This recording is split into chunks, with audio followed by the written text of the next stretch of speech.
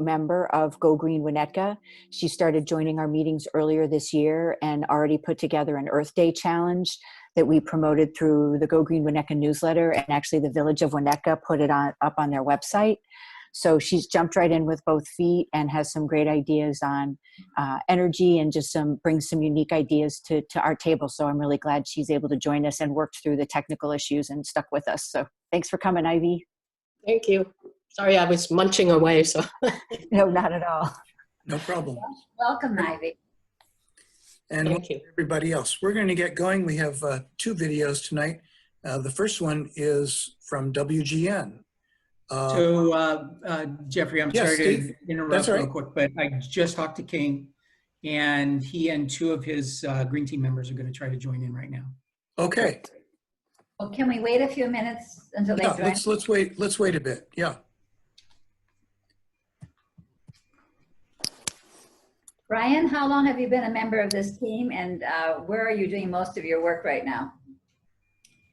Yeah, so I'll tell you a little bit more about Faith in Place, but I've been the executive director there for 6 years now. Actually, you want to know something really cool? Today I'm celebrating 4 years of being a fully ordained Mennonite. It was 4 years ago today that I was. Congratulations. So I get to spend the evening with you all celebrating that, doing exactly what I was ordained to do. So this is really great. Where did you take your training to be a Mennonite minister? You know, I did a seminary degree at Urbana Theological Seminary, Champaign-Urbana, and then I was ordained by First Mennonite Church in Champaign-Urbana. Yeah, it was a long process. It was, there was 6 years ago, I was licensed towards ordination, and then there's like a 2-year time period, but then it took a while to get to that point, because the Mennonites, the ordination comes from the local congregation, so it comes kind of from the bottom up towards the conference, and then the conference holds the credentials. So I was such a troublemaker in my church that it took a little while for them to actually lift me up as eligible for ordination. That's not entirely true, but it took a while for me to sort out my calling and for them to come in alignment as well. tell us about Faith in Place until we are all together. Yeah, so we support green teams at faith communities, Muslim, Baha'i, Jewish, Christian, Mennonite, Catholic, you name it. We support, green teams. We call green team 3 or more people who are meeting monthly. And then we have 9 full-time outreach staff who we call our green team coaches. And they partner with the green team and, talk with them every month and coach them along in implementing, what we call environmental justice programming, climate programming, water, food, access to food, open space, youth programming, and advocacy work. So we support a network of 147 active green teams in Illinois, from Southern Illinois, Central Illinois, here in the city of Chicago. We have an office out of Waukegan and in the suburbs as well. So what we've learned over time is that the better coached the green team, the more we see the behavior change of ecological consciousness really take strong root in the faith community. And our green teams, whether they're Muslim, Jewish, or Christian, or Baha'i, or Unitarian, or whatever they are, they go through very predictable life cycle stages, if you will. And so our coaching helps those green teams really just be systematic and moving forward and taking what we call measurable steps for environmental justice. And then we do a green team summit every year where we bring all our green teams together. It's a really cool event. In September. The Field Museum for the last 4 years has hosted us. So they opened up the whole Field Museum on a Saturday for us. We come up and we do workshops, keynote speeches. And this year we're taking, surprise, surprise, our program virtual. So we're finalizing some of the details for that today. But as a way to connect green teams to one another so people can support each other, network, get to know each other. So when you think of Faith in Place, think of a network of green teams, of people of faith, leading the environmental movement.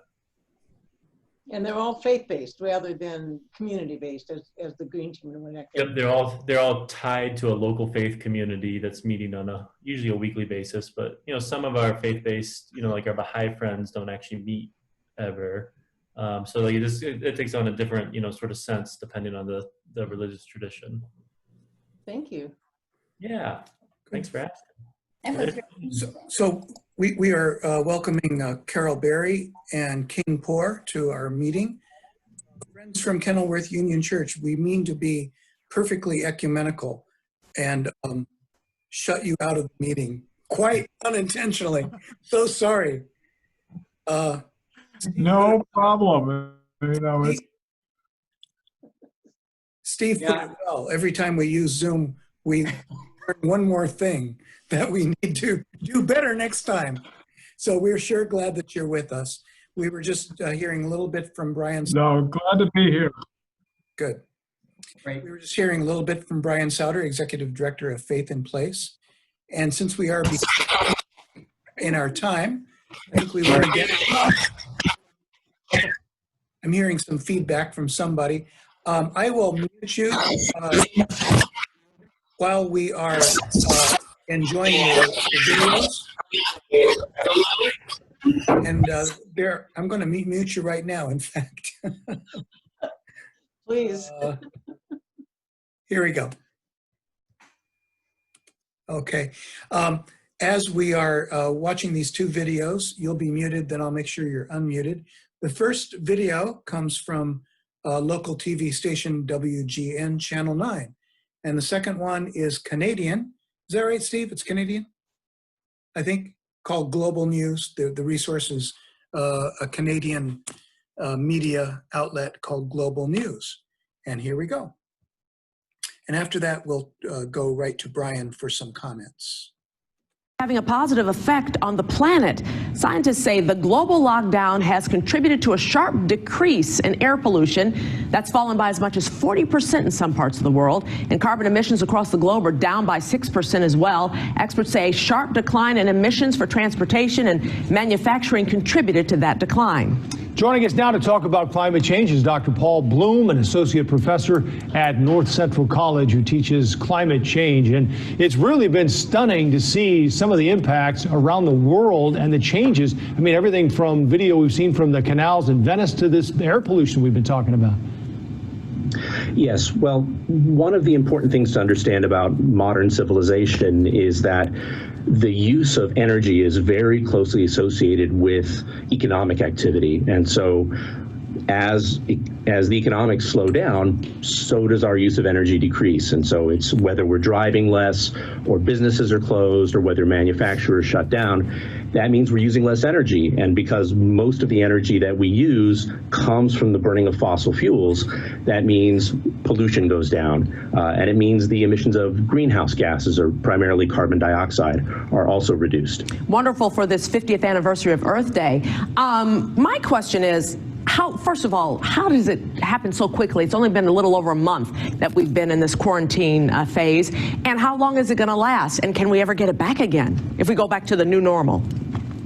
Well, again, because it's connected, you know, both the pollution issue and the carbon dioxide issue are associated with economic activity. But how so quickly? How can that happen so quickly?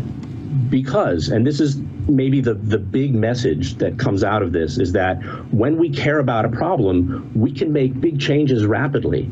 And part of that has meant that to save our own skins, we've slowed down economic activity. We've sheltered in place. And as a result, we have reduced our use of energy. And so you can see the effects immediately. The air is clearer, the water is clearer. Do you think that could ever happen again, though? It boils down to whether or not we have the will to make that happen. I think what this situation shows us is that we are capable of doing it. And the real issue is, can we decide that climate change is a serious enough issue to take the steps that we know we can do to get this problem under control? Do you think people will have taken notice of this enough, or are we too focused on the health concerns right now? Well, I think it's natural to be focused on the health concerns. We're facing a global pandemic. Sure. But I think it's also appropriate to notice, you know, people have noticed that the air is cleaner. And that's always been the case. What we see with our eyes tells us what can happen. And so back in the 1960s, when people were fed up with the pollution that they saw in the air and in the water, what came out of that was the Clean Air Act and the Clean Water Act. The problem is you can't see carbon dioxide. You can't see what it's doing in the atmosphere. The other problem is that the pollution that we see can settle out of the atmosphere pretty quickly. It rains, the pollution in the water settles out. The carbon dioxide that we put into the atmosphere stays there for thousands of years.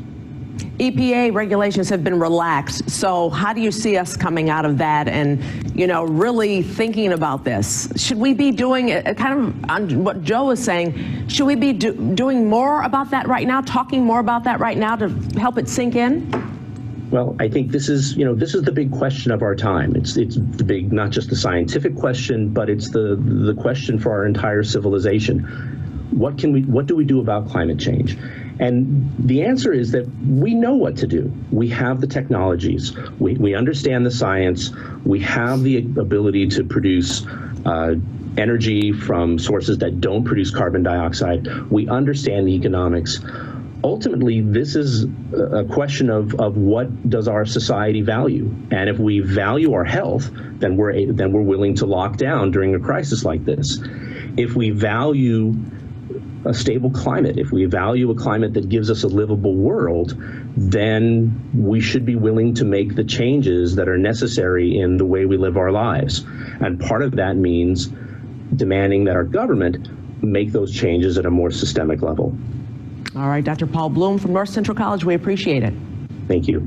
Joined by Catherine Abreu, the Executive Director of Climate Action Network Canada. Thank you so much for joining us. So you must be encouraged by some of these signs, aren't you?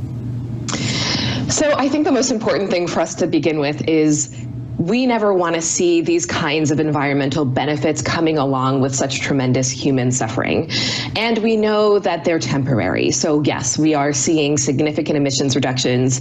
In parts of Asia, we saw a 25% decrease in greenhouse gas emissions, but that is not going to last beyond this pandemic. And we know that to get those lasting emissions reductions, we really need structural changes. And we want to do it in a way that, of course, doesn't come along with a whole bunch of suffering on the part of thousands and thousands of people. So yes, we're seeing these changes, and I think we can take some lessons from them, but we don't want to celebrate them. Yeah, it's a very good point. It's obviously difficult to look at the positive with so much negative going on. When you look at the positive impact on the environment, however, do you see any of that being is that a permanent help right now? You say it won't necessarily be sustained because we'll sort of ramp up things in the future, but have we corrected it at least for now? So here are the lessons that I think we can take away from this moment. First of all, really we're grappling with a series of vulnerabilities that are built into our economic and social systems that have led to the combined crises we're facing of a global pandemic and a truly interconnected world and a dramatic drop in oil prices.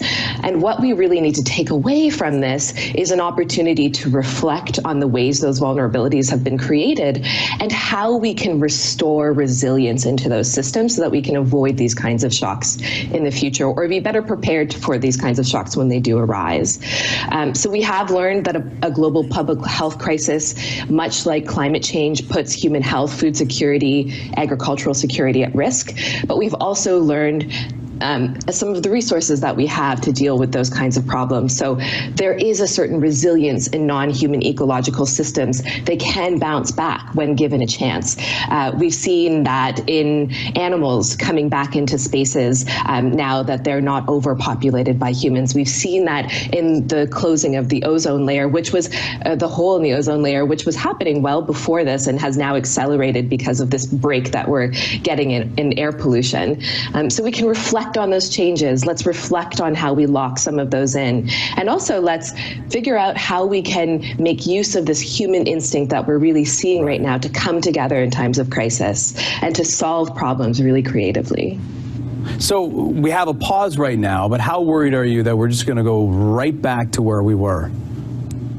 So it's absolutely the case that a lot of the challenges we were experiencing before COVID-19 will stick with us afterward, like climate change, like biodiversity loss, and like the kinds of volatility that we're seeing in global markets, particularly energy markets.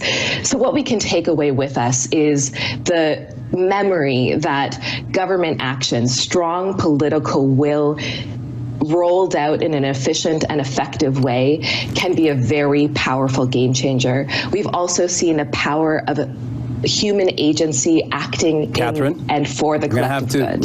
We're up against the time, but we really appreciate some incredible, important messages. Catherine Abreu. Great, thanks.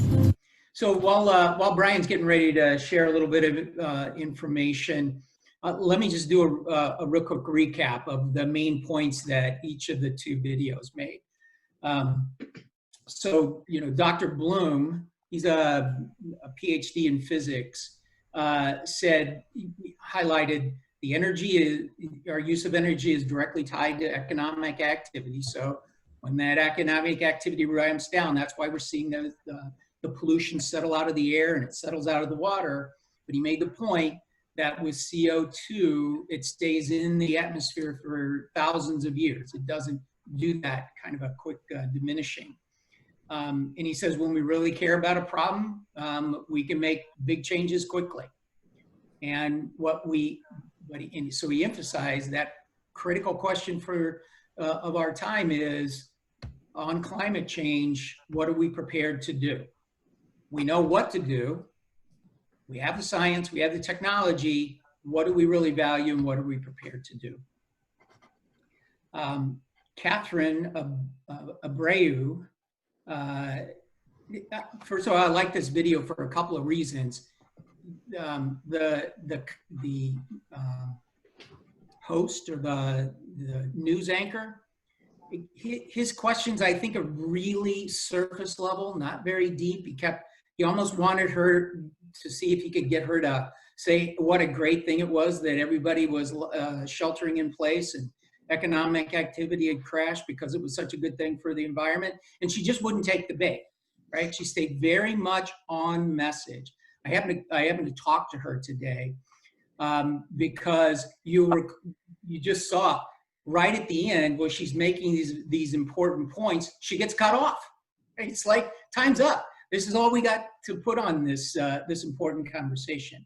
But her points were, this is temporary. You'd never want to do the kind of work we need to do to help the environment with this kind of a huge impact on people. That what you really should be doing is not celebrating. You should be taking the lessons away that this pandemic has exposed vulnerabilities, and you should be thinking about how did these vulnerabilities get created. We need to look at how we can build resiliency into our systems. She said we've seen this human instinct to come together and creatively solve problems really come to the fore, but that's not sufficient. It also requires strong political will. We've seen that in the pandemic. That's what we also need to be seeing on climate change. She's in our conversation today, she said, a collective problem requires collective action. This is, it has an individual component, but it also requires systematic change. The people who benefit from the status quo want to make it our problem to solve individually through our individual behavior. And she says that what it really needs is it needs a combination of individual behavior changes as well as policy level changes. Both of those are required. And then she said, had she had time, she would have capped it off with trust the science. So I thought both good points from both of those sets of speakers.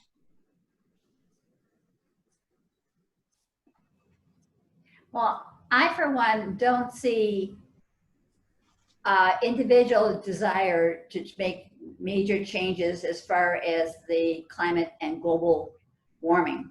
I see it coming mostly from educated people, from people who live maybe in cities, in high population density areas.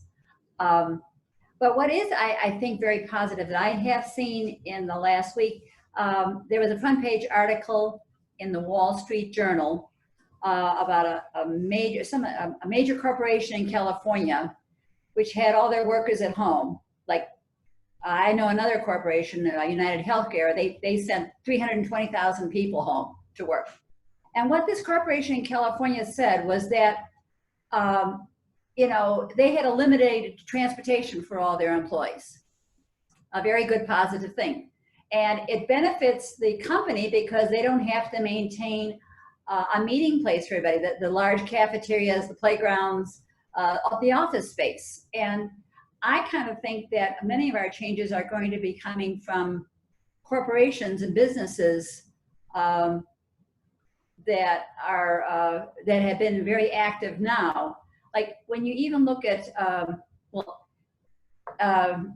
rather than having stores where people have to travel with their cars, of course, we'll have deliveries in by Amazon and Prime and UPS.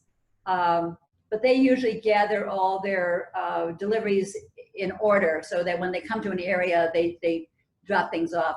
But I think a lot of this change is going to come from people who are really under duress, like that place in Flint, Michigan with their water problems, or from corporations. That's where I think a lot of our change is going to be coming from. Well, Eleanor, let's hold there on that comment, because I think it's a great set of conversations that we can have around this. But since Brian has joined us, let him tell us a little bit about what Faith in Place is doing on the advocacy front, as well as what we as faithful people could be doing also in using advocacy to bring about those policy level changes that Catherine and Barrio talked about. Absolutely. Great, thanks Steve, and thanks Eleanor. Can you see, let me check, you can hear me okay? And also, are you looking at a slide that says faithful advocacy at the time of COVID-19? Yes. Okay, good news on both fronts. So that's a win right there. Well, now if I can just figure out how to, there we go. So my name is Brian Souter. I know many of you, but some of you I haven't met yet. I'm the executive director of an organization, 501c3 charity called Faith in Place.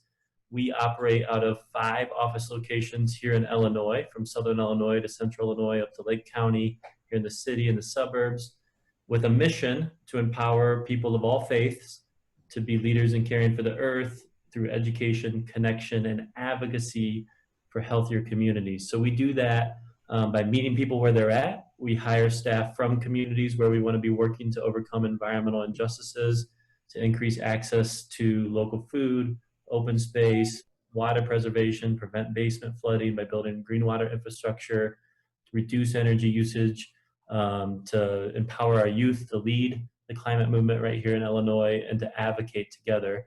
And building off of what the videos you just saw, you know, really what we do is we help faith communities build local resiliency, resiliency to the impacts of climate change, resiliency to air pollution, while also advocating for systemic change with our state legislature. And I'll go into one specific bill that we're working on in a little bit.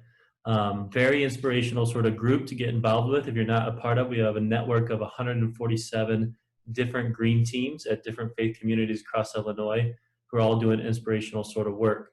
I wanted to build off of those videos though, just by taking a second to talk about, when you're talking about the impacts of COVID-19 and the impacts of climate change, zip code matters. Depending on what your zip code you live in is going to very much influence how you think about these things. I don't know if you're like me, but I have family who live downstate in rural central Illinois. How they understand and think about COVID is understandably very different than how I'm thinking about it here, living in the city with a wife who works in healthcare at a safety net hospital. You know, our experience of this global pandemic is very different. So you begin to ask, what does zip code have to say about the ways that we understand the impacts of climate change and the impacts of COVID-19? One thing we put together at Faith in Place, my communications director, Elena Bettis, is very talented. And when I hired her, she has a couple master's degrees. One happens to be a master's of public health. And at the time when I hired her, I thought, oh, that's nice to have a master's of public health. Now I'm like, oh, wow, that's really nice to have a MPH right on staff. She put together these graphs, which I think are illuminating. And it illustrates this point in the city of Chicago, that the areas where COVID-19 deaths are higher also happen to be the areas where there's limited access to healthcare, there's increased poverty, there's limited food access, diabetes rates are higher, cancer rates are higher, heart disease rates are higher. So why is that? Why are some communities hit harder by COVID-19? And as I'm going to extrapolate here, why are those same communities hit harder by climate change's impacts? Well, this graphic puts it together. It's because of less access to healthcare.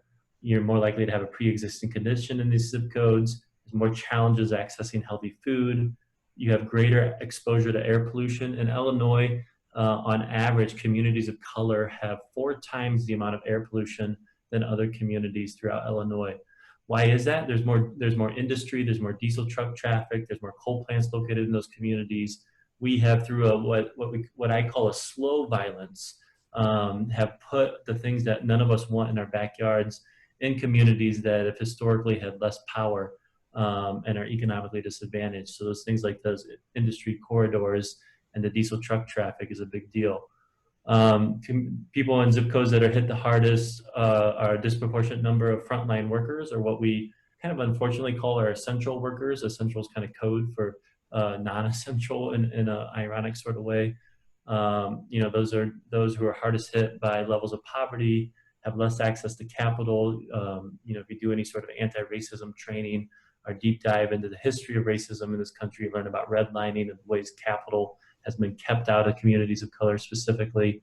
And then there's multi-generational. So this is a very complex issue. It's not just one issue why certain zip codes get hit harder than others, but it speaks to this issue of resiliency, that if we want to respond to a global pandemic in a way that prioritizes, as Jesus would say, the least among us are those who live in disenfranchised communities, we need to start be thinking about these ways that COVID-19 is magnifying the injustices that exist, and why that these impacts are more. And this is the same thing with climate change. Climate change leads to heavier rain events, which leads to more basement flooding in communities that have less infrastructure. Climate change exacerbates high heat days that cause a deeper suffering in communities. Climate change can lead to all sorts of other effects as well that are going to hit these zip codes that are suffering the hardest by COVID-19 in these ways. So the ways that Faith in Place is responding, one is we're taking an opportunity here to continue to lift up this vision of a justice-focused recovery. And we're doing that in partnership with our green teams. You know, there is a crisis response right now in these zip codes that are going to hit hardest. There's a deep food crisis happening. Thankfully, I'm fortunate enough I can go to the grocery store and get 3 weeks worth of groceries. I can afford that. But if you can only afford 1 day of groceries, 2 days of groceries, and you're constantly having to go back to the grocery store, one, you're exposed more often to the risk of COVID, but two, the shelves, and you're much more susceptible to the pressure on the shelves in the grocery store. So many of our green teams have adapted their food pantries with volunteers who are doing social distancing, wearing the mask, and putting together boxes and delivering those boxes or providing pickup. And that's been really inspiring to see.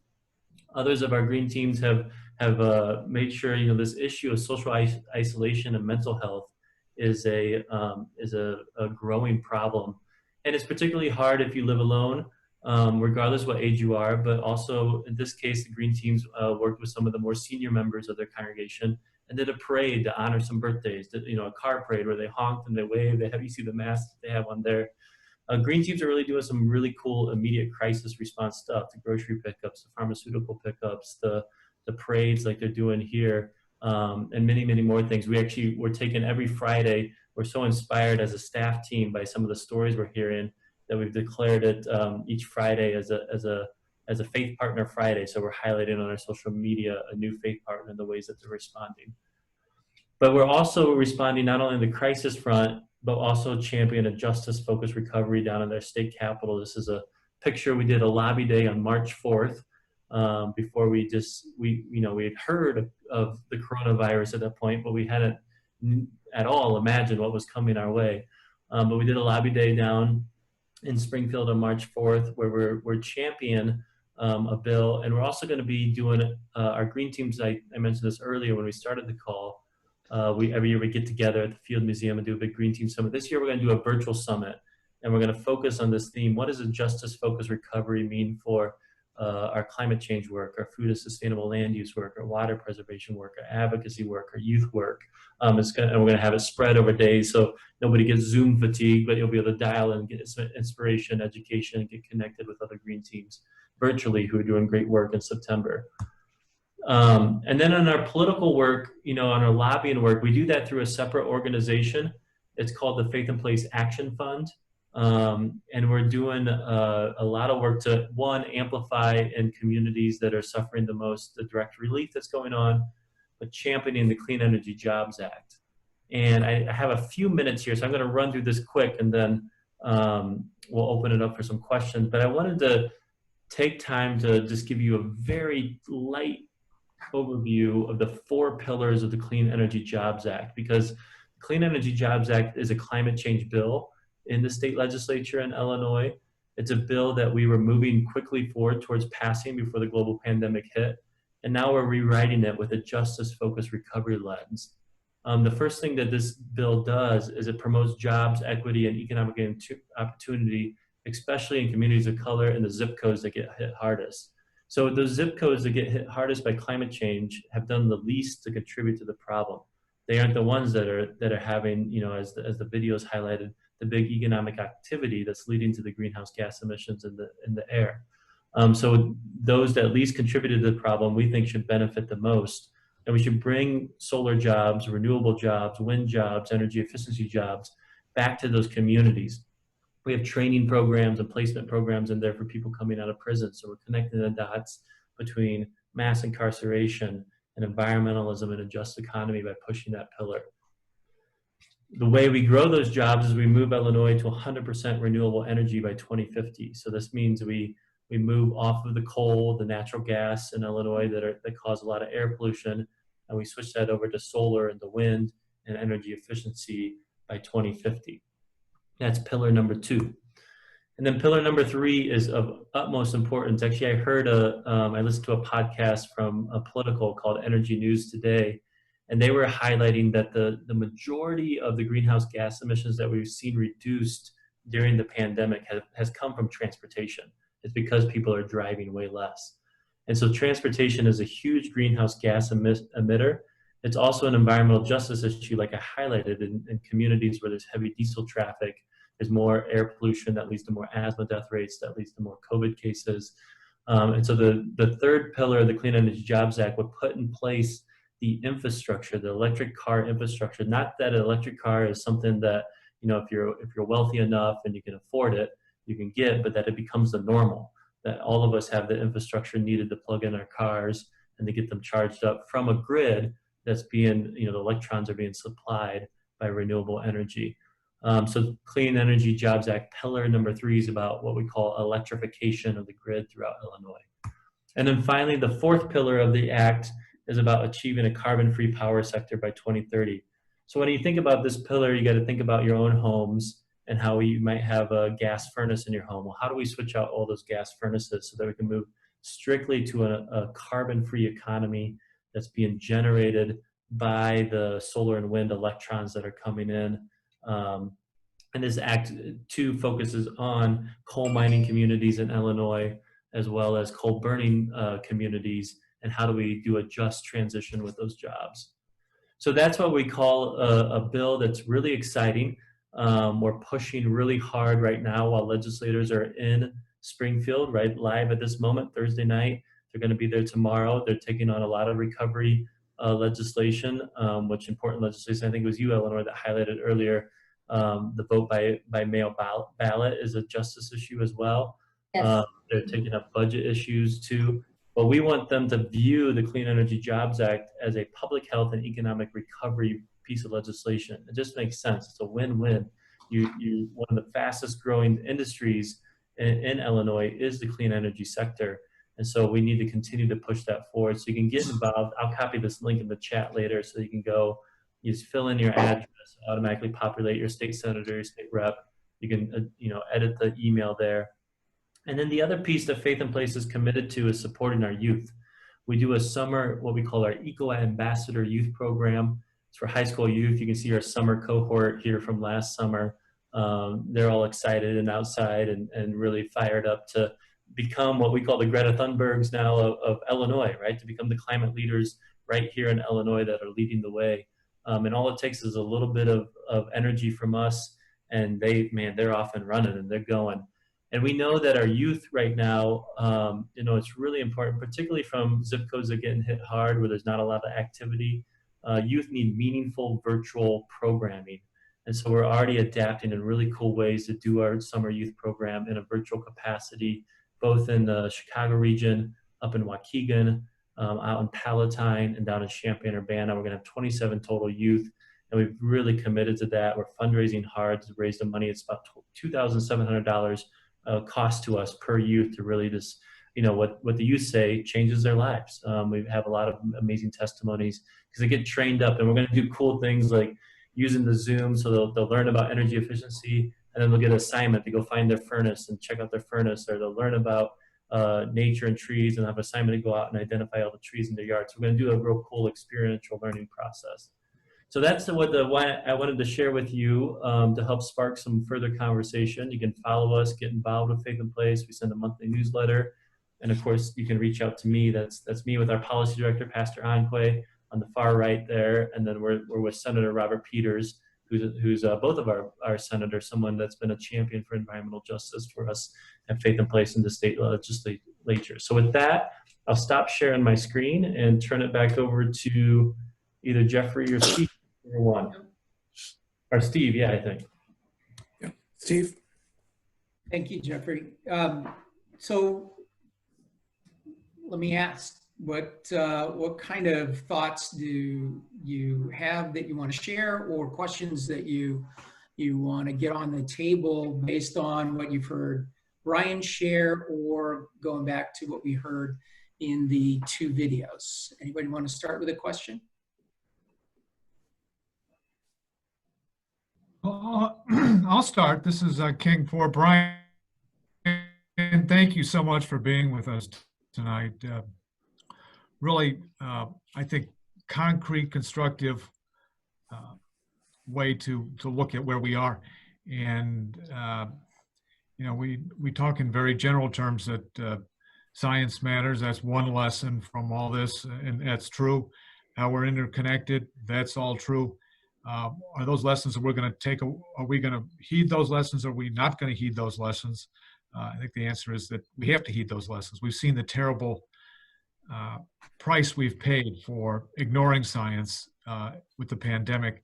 And if we think we're going to do better by ignoring science with climate change, we're ignoring really the obvious.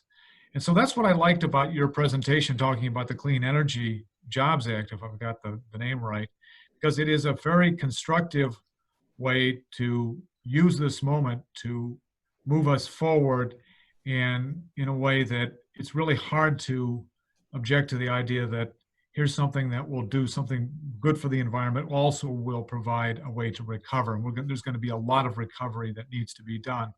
So my question for you is really kind of nuts and bolts right now is, who are the sponsors of this legislation? Number one, how many supporters do you have to see in the House and the Senate? And where's the governor's office on this? And what are the prospects for moving this forward in this session or in the future? I mean, I know there's so many other things going on. I don't know if this will get traction in this brief session, but I'd like to know just your take on, realistically, how are we going to take what is a good piece of legislation and see it.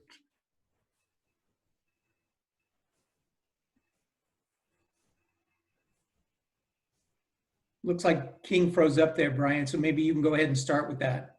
Yeah, I think I caught all of that. Thanks, King. That's really insightful. And so I think I was taking out of the room there for a while. I don't know if you heard the last part of my question or not. Yeah, we're going to talk. I'm going to respond about politics with where the Clean Energy Jobs Act is at, and why it's important for all of us to be involved in this moment. If that sounds right to you, King.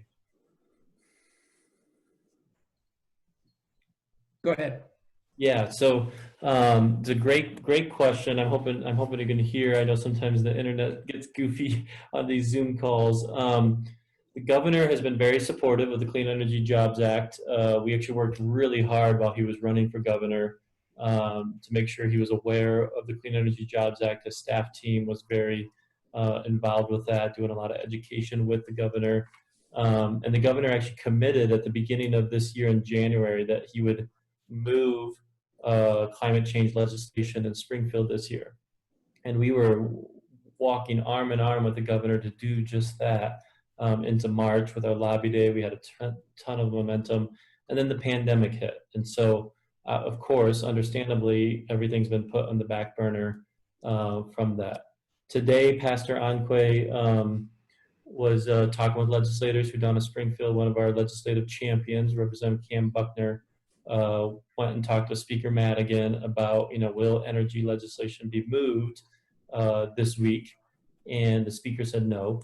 The speaker said the thing that will get energy legislation to move if they come back again, and it's very likely they'll come back next week, maybe the week after that, is if the governor's working group on energy legislation comes forward with a compromise bill. So there is an energy group working at the governor's office that makes up solar companies, the environmental advocates, the utilities, Commonwealth Edison, their parent company, Exelon, as well as some coal interest and some other interests and stakeholders that are involved there as well. So what happens in Springfield is when you start to have a stakeholder group coming up with a compromise, because right now there's like 10 different pieces of energy legislation. The Clean Energy Jobs Act is our preferred one that we think champions as a justice-focused recovery, is that, deals are made, and deals are made based on power dynamics. And the ways that we as advocates are powerful is by mobilizing the grassroots, mobilizing our faith partners, mobilizing people in the community, and taking action. And what that means, nuts and bolts, emails to your legislators, phone calls to your legislators, more emails to your legislators, more phone calls to your legislators, and letting them know, hey, we really care about this, not only as individuals in our family, but as our faith community, we care about this. Even reaching out and getting your municipality to reach out to the state legislature and say, hey, this is a huge issue of resiliency, makes it so that in the inside, as we're working on these things, the advocates are less don't have to make as many compromises because we're such powerful with our legislative allies and champions. So that's where we're at. I hope that might spark more conversation, but that gives you kind of a general sense. We're really in a moment where grassroots pushing is going to make all the difference for getting this across the finish line sooner than later. Friends, as host, I want to do a time check on us. We got a very late start, for which, again, we apologize. But some people may just have until 8 o'clock to commit to this call. We want to honor that. But would other folks be willing to stay on for just a few more minutes, especially since we have Brian's expertise and passion? Would there be at least folks who'd like to stay on? Yes. I'm on. But if you need to leave, we understand, and we're very glad that you joined us tonight. All right, carry on. Well, I just wanted just a quick follow-up. Those are great practical ideas. Those are great. I just wanted, just in terms of specific things we can do as citizens and as a group, and how we can talk to our friends, our neighbors on this. It sounds like the best thing we could do would be targeted emails on the Ray line, Clean Energy Jobs Act, pass now, something like that. Dear Senators, dear Representatives, so-and-so, we understand that the Clean Energy Jobs Act is under consideration. We see no better way to move forward in these times, and there's no better way to move forward with recovery and the like. We urge you to put your support behind this. Sincerely, something like that. Is that Perfect. kind of what you're looking for? Exactly. Just something like that.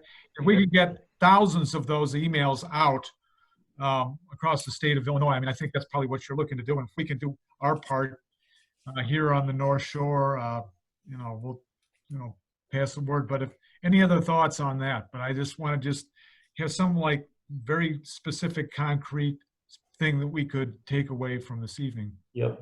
And here's the good news, King, is that I wrote that email for you already and made it super easy. So in the chat, I put in a link that if you click on that, I'll take you to the Faith in Place Action Fund website. And in that link, you can just, fill in your address and all that stuff. It'll automatically send it to your, you don't need to know your legislators' emails and names. It'll automatically populate it for you. And what would be super helpful, and it'd be helpful for the Action Fund too, if you share that with a whole bunch of people and ask your neighbors and friends to do that. They might actually sign up for the Action Fund email list, and then they'll get future updates. And that's how we kind of build a movement, right? Is we build a list that way. So Yeah. I'm hoping that link will be helpful for you. Take a look at it. If you have any edits to it, let me know. Happy to get it going. But we've had a couple hundred people already take some action there this week, and that's been really helpful. It is so easy and so fast. Yeah, that's great. Thank you, Brian. Here's to having thousands on doing that. Yeah. Excellent. I think personal contact with state legislators is far more effective if you can do it than emails and any other form of communication. I have built a relationship with my state rep to the extent that she gave me her cell phone number. Huge mistake, because I'm going to call her now. What's the name of the legislation and the House bill number? So it's called the Clean Energy Jobs Act. Got it. And let me just look up the number real quick.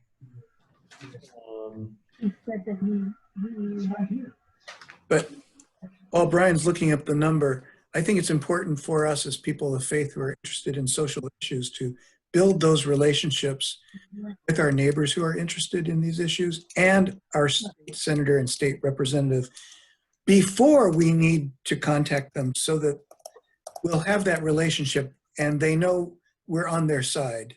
And we get their cell phone number. Yeah, if they're stupid enough to give it to us. But they're voting on the act this week, so I don't know if we have time to work on those relationships. I really think, it'd be good if we sent out a letter from our green group to the people in our church. That's, I don't know why we can't do that. But. Okay, well, we could certainly make sure that the information is available to the congregation. And I bet you I know 40 or 50 people that would be interested in supporting. And Brian, this might be something, if we can find some more time on your calendar, just to have a night and talk about some of the nuts and bolts of CJAP. Yeah, that'd be fine. It's definitely a favorite topic of mine. I'm so embarrassed. I've forgotten the number. So the number has changed a couple times because we've been through various iterations. But your legislator, they'll know that the Clean Energy Jobs Act. I'm just I'm trying to pull up the number in case they ask. They often ask for the number. If you send it to me later, Brian, I will get it to everybody. I got it. To Eleanor's point, Eleanor, we've never as a congregation advocated for legislation. That would be a new step for Winnetka Congregational Church, as far as I know. And we can call that we think would be. It's a step that we would need to be careful in taking. I understand. Yep. Hey, everyone. This is Liz, says Jonathan, but it's Liz. And I agree with Jeffrey that in-person connection obviously is very powerful, but obviously it's also hard for those of us. We can't just go park on the doorsteps of our representatives, certainly not now. And so while phone calls and emails may be slightly less effective, they still are a way to get your opinion through to your representatives. And I forwarded this morning to members of the WCC Green Team and a few other people who I thought might be interested, a link to, I think it was yesterday's newsletter from an organization called Indivisible Chicago, which provides easy links to identify your state representatives, senator and House rep, if you don't know who that is, as well, and gives you their contact information, as well as a script to use to make it really easy to call them.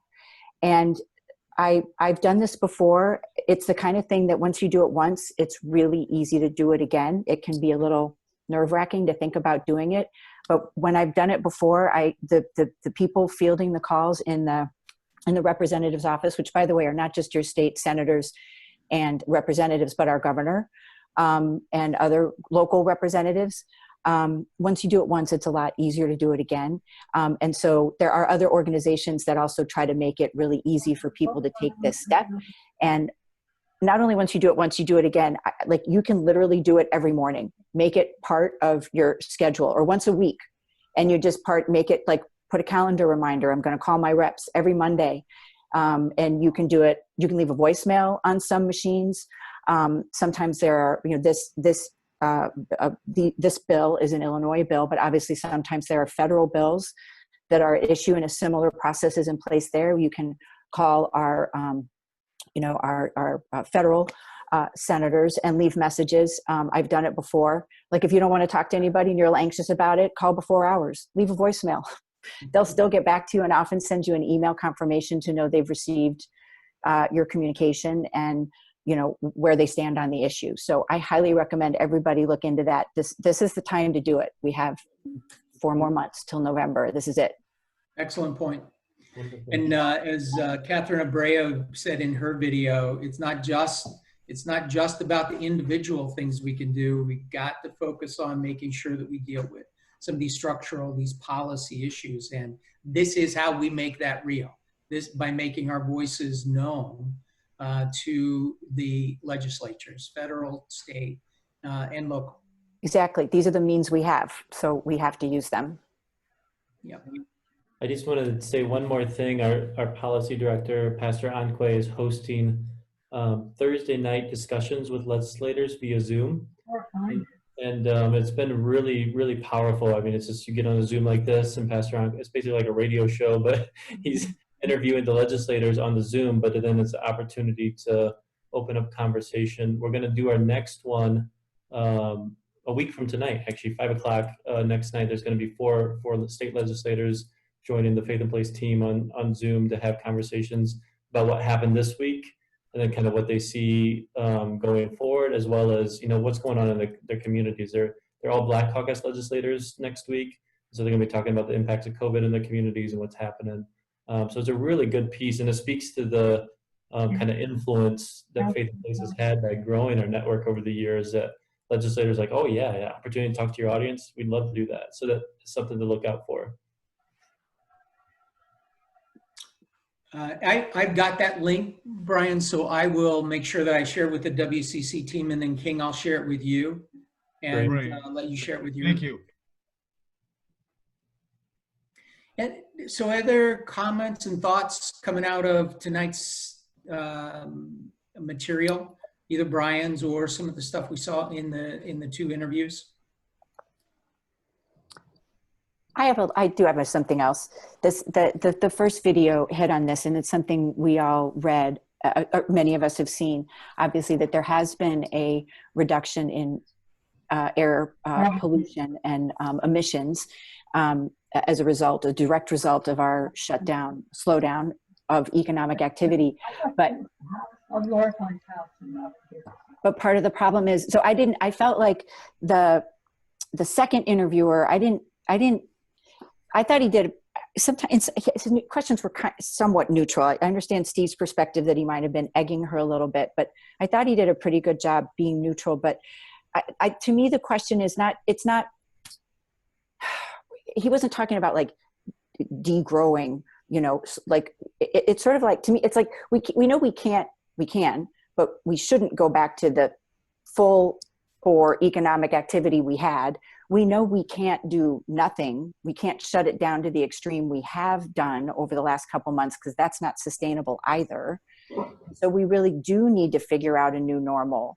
And it's not like it's like what are those things we're going to be doing differently carrying forward that are going to continue to reduce or manage our emissions and our energy consumption? What choices are those in terms of as we start to emerge from our shelters? How are we traveling more? Are we traveling by foot and bike? Are we jumping back in the cars? Probably we're not taking public transportation as much. Some of us, right? We want to, but if there's a greater health risk there, it's going to put people more in their vehicles. And so it's continuing to think about those kinds of choices that we need to make, to recognize we need to, kick up our economic engine a little bit, but not just jump back to where we were, and figure out how to do things differently while still spurring economic growth. To me, it's a question of economic growth, not just for the sake of economic growth.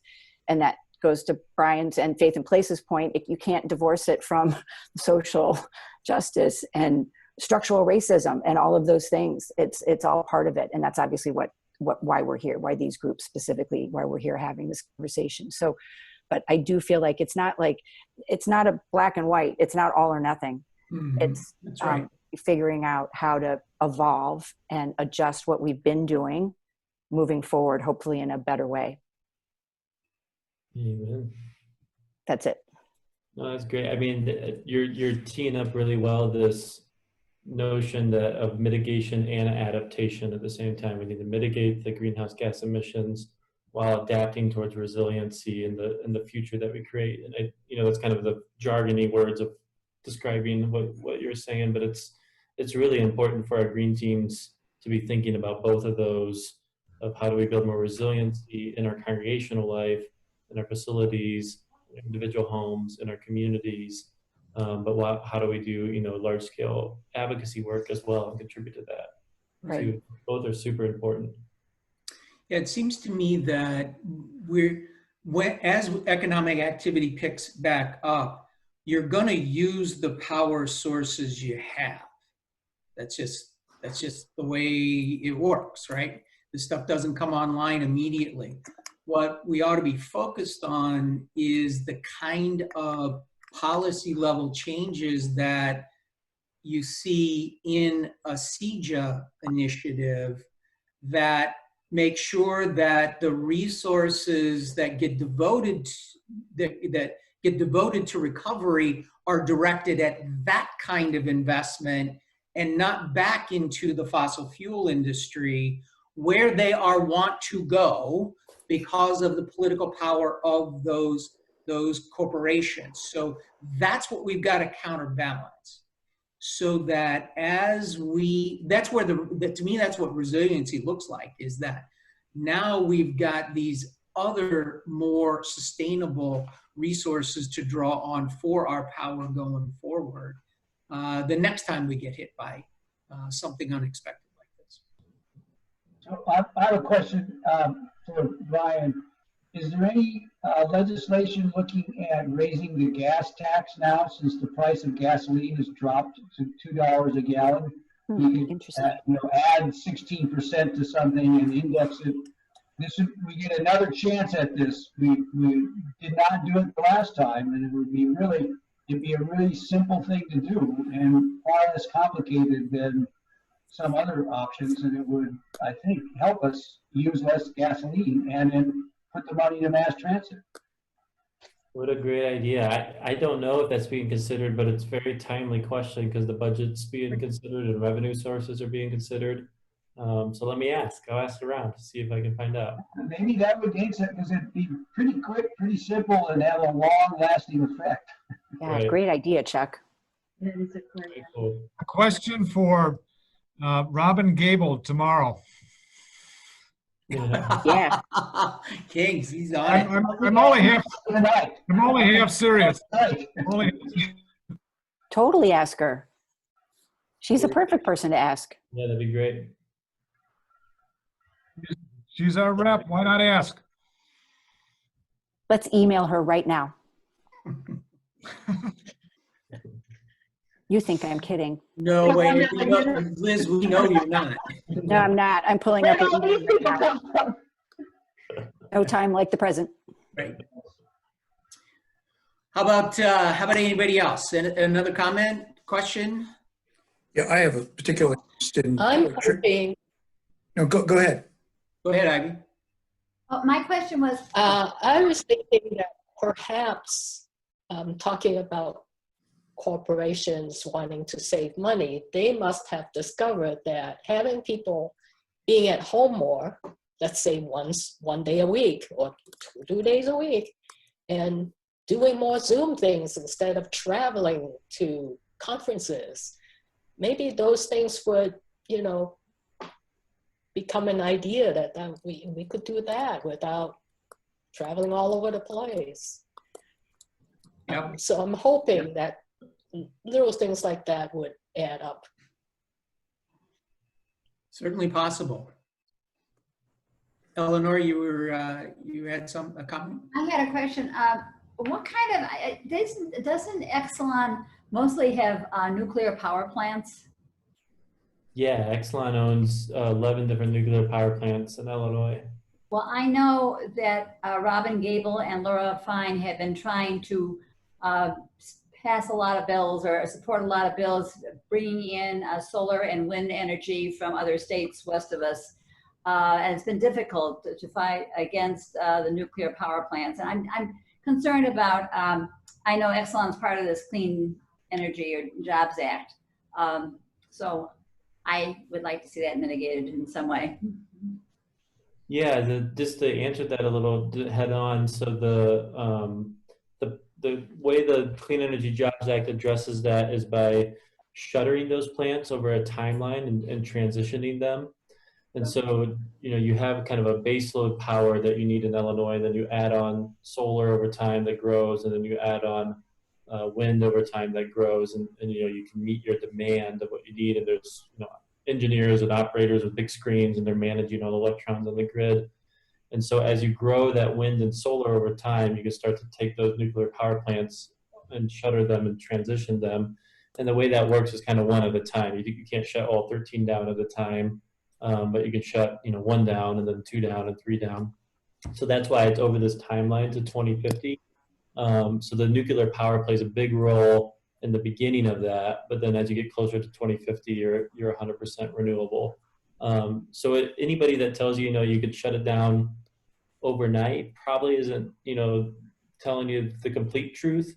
But there's a transition that we can do that's honoring of those communities and the tax bases that we're heading towards in the Clean Energy Jobs Act. But Brian, why would the focus be on those nuclear plants and not the coal-fired? Because of we shut down the natural and the kind of trajectory of it all, and this is kind of wonkiness beyond my seminary degree, right? But hanging out with the policy experts as we bring the advocacy but you want to shut down the coal and natural gas baseload power quick, because that's the greenhouse gas emissions. Got it. Nuclear you want to keep around for a little longer because it's not a greenhouse gas emission. Now it has other problems, other polluting problems, the toxic waste that's left over. But as far as from a climate change perspective, you want to shut the coal and gas down first, and then take care of the nuclear later. Okay, I'm sorry. So you were describing the nuclear component of that, but the other power plants, the CO2 emitters come first. Yeah, and you know how I talked about in the pillar the decarbonization piece? Yeah. That means you're getting by 2030, so the next 10 years, you're getting all the coal and gas shut down. But decarbonization is focused on the carbon emission, not necessarily the nuclear power plants. Very good, thank you. Brian, I've been most appreciative of your knowledge, your great breadth of knowledge, the strength of your program, and your pragmatic approach, very strong pragmatic approach to everything. It's been very eye-opening. I'm most appreciative of you and your organization, and it's something I'd like to contribute to. Oh, well, thank you so much. I have a question about the 10-year goal. Yeah. I have a question about the 10-year goal for eliminating natural gas heating of homes in Illinois. Is that really what you just said? That's the ambitious plan. Yeah, it might take a little longer than that maybe, but that's the goal, is to do they call it decarbonization. Yeah, and so they would set up a series of incentives to incentivize people to do the replacements needed. It starts with the commercial stuff first, because that's where the biggest energy generation is, but it would get to the residential point as well. And you can imagine we have some pretty loud opponents to that portion of the bill. you know, the natural gas companies being one and some of the utilities as well. Well, the cost of electricity is a good deal more to heat your house, so that will put a huge economic burden on those people who are poor. I mean, the Europeans have discovered this already, that this hurts the poor quickest and most effectively soonest. So that's a big issue, I would think, with regard to environmental justice. Well, yeah, we could have a whole session on this, but the amount of money that's being dumped into gas infrastructure here in the city and throughout the neighborhood surrounding, and it's being wasted to do pipe replacement right now is a huge economic burden. Our modeling would show a very different story, and we also have very specific carve-outs for low to moderate income families in all of these programs in CEJA. But I would not underestimate the amount of money that's being dumped into pipe replacement right now for the sake of politics for natural gas. That's really unfortunate that's happening right now. The Citizens Utility Board is a good resource on this. If you go check out their website, we call them CUB, or the Citizens Utility Board. They're doing some really strong journalism and reporting and advocacy fighting against some of this natural gas misinformation that's out there. So check that out if you get a chance, and happy to talk more offline too if you'd like to. You know, my supplier for my electric energy is Clean Choice, which is all wind and solar. Now I understand Winnetka has their own power plant. It would be interesting to see where their energy is coming from to power the Winnetka plant. But I think, I don't know, has anybody else heard of Clean Choice Energy? Which is this is the supply part of my ComEd bill. And ComEd is my carrier, or they're the carrier, and Clean Choice Energy is the supplier, which is wind and solar. So I hope other people know about this, and if there's even a better supplier, I'd like to know about it too. Yeah, is there a resource, Brian, that you might recommend for Eleanor or others to go check out? Yeah, I think the best, so Clean Choice is great. We call it something like Clean Choice alternative retail energy supplier. That's kind of a mouthful. But you know, like I'm a University of Illinois grad, so I get my Illini Energy mailings, I get my Clean Choice mailings, I get my green energy mailings, and what they do is pay a little premium, and that money goes to support wind farms in Texas mostly. And that's great. I mean, that's a good thing. But a option that we helped pass in 2016, we call it the community solar option. And what you'll be able to sign up for here in the fall is something called community solar, where you can subscribe your electricity bill to a solar project right here in Illinois. And that way the solar developers are using, they get 400 subscribers, individual homes, and then, maybe a Walmart and a couple churches. They can use that to finance a 20-acre solar project in a farm field right here in Illinois. So you'll start seeing a lot of options for that, and I would highly recommend it. I think subscribing directly to a solar project in Illinois has a bunch of benefits that we could go into, and you'll see different, like Clear Result will send out some stuff. There'll be more. I'd also recommend the Citizens Utility Board. I mean, that's why they exist, because they help vet all of these different organizations and make sure there's not corruption. As a good resource to start to vet, whether or not it makes sense for you to sign up for community solar. Of course, if you can take your home solar and put solar panels on your own home, that's the best option right there, because then you're putting, you're generating your own electrons.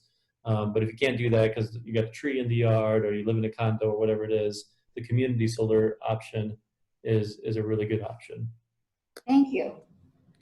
That's very good. So friends, we are almost at 8:30.